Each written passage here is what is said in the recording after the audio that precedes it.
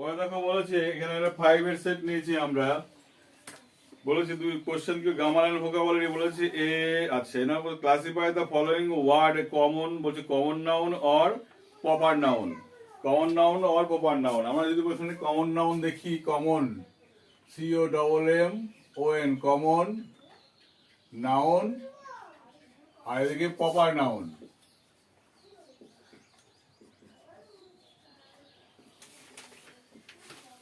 Common noun আছে train তাই তো, তাহলে ওয়ার্ড কি ছিল ট্রেন। এই ট্রেনটা কি ছিল, ট্রেনটা কি হবে?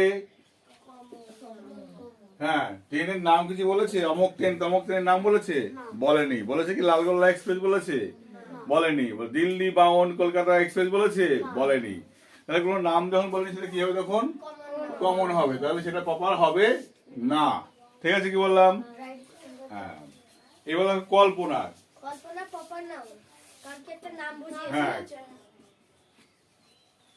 কল্পনা একজনের নাম তো, কোন ব্যক্তির নাম তো হতে পারে কল্পনা না। কল্পনা কোনো ব্যক্তির নাম হলে সেটা কি হয়? Proper noun. প্রপার নাউন তখন সেটা হয় না। পরের দাও প্রপার নাউন। এবার গেছে ভুটান। প্রপার নাউন ভুটান কিসের নাম? প্রপার দেশের নাম দেশের নাম দেশের নাম। তাহলে এটা কি হবে? এটা কমন নাউন হবে না, এটা কি হবে? প্রপার নাউন হবে। স্যার চেয়ার কমন নাউন হবে হ্যাঁ চেয়ার আছে CHAIR চেয়ার, এটা হলো কমন নাউন। প্রপার নাউন হয়। কোন চেয়ারের কি নাম বলেছে আরাম চেয়ার বলেছে? এটা কিছু বলেছে কি? বলেনি। তাহলে এটা হবে কমন নাউন। খুব সহজ বিষয়গুলো। বি নম্বরে বলেছি use a an or the fill in the given blank. Article বসাতে হবে। এবার দেখো বি নম্বরে বলেছে, এটা ছিল এ নম্বরে। বি নম্বরে যদি আমরা ফলো করি তাহলে কি পাবো? এখানে দেখো বলেছে dash specific in the deepest ocean. Dash specific তাই তো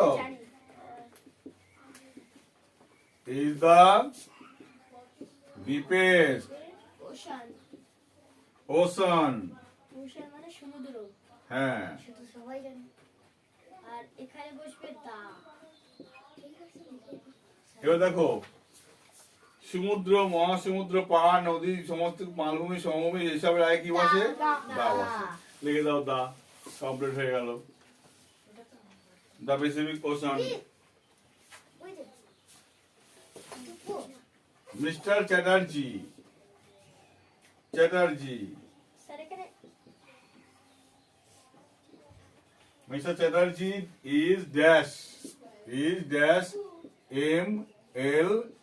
MLA তাহলে MLA এর এমটা উচ্চারণ করছি দেখো MLA আগে উচ্চারণ করছি তাহলে কি হবে? এটা অ্যান হবে।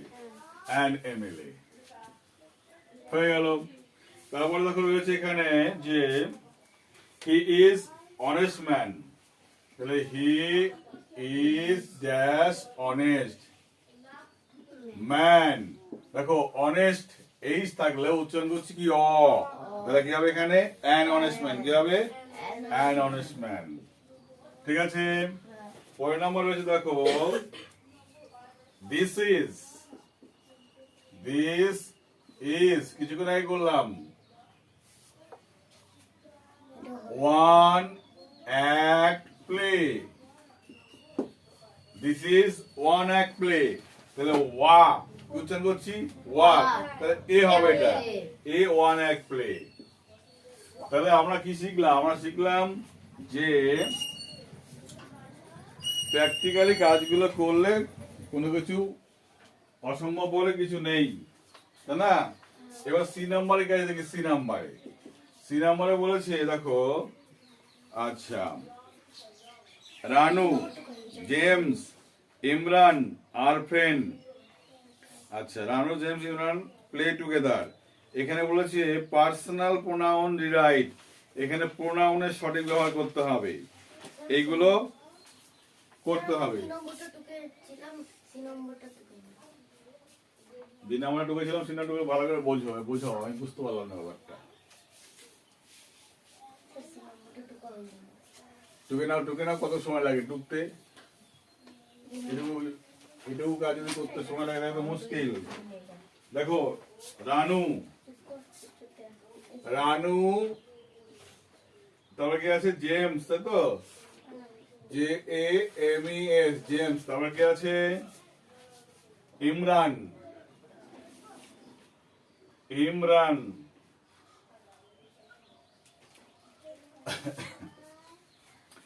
এই ইমরান বলে যে লোকটা নাম পাচ্ছি আমরা, এই ইমরান স্যারের আমি ক্লাস করতাম আগে।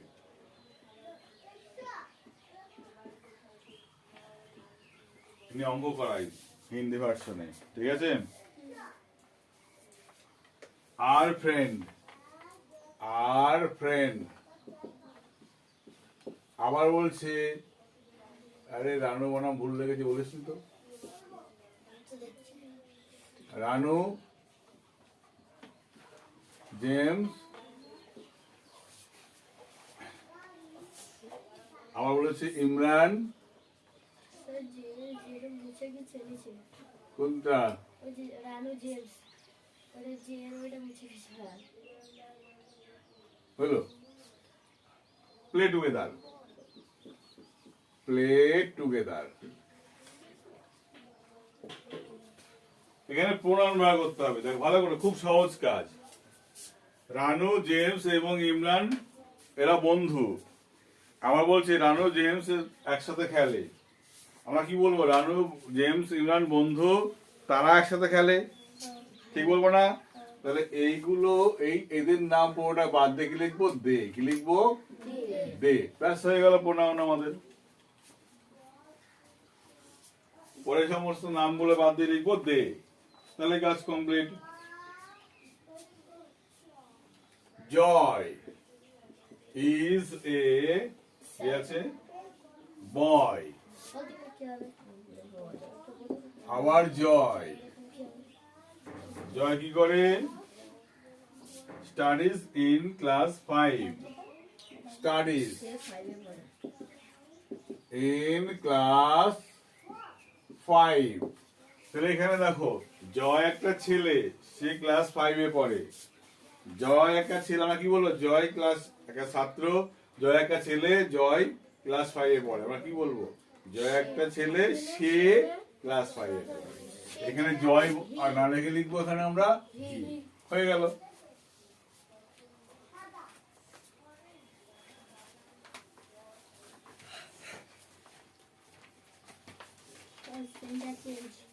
জেন্ডার চেঞ্জ, এখানে জেন্ডার চেঞ্জ কি আছে?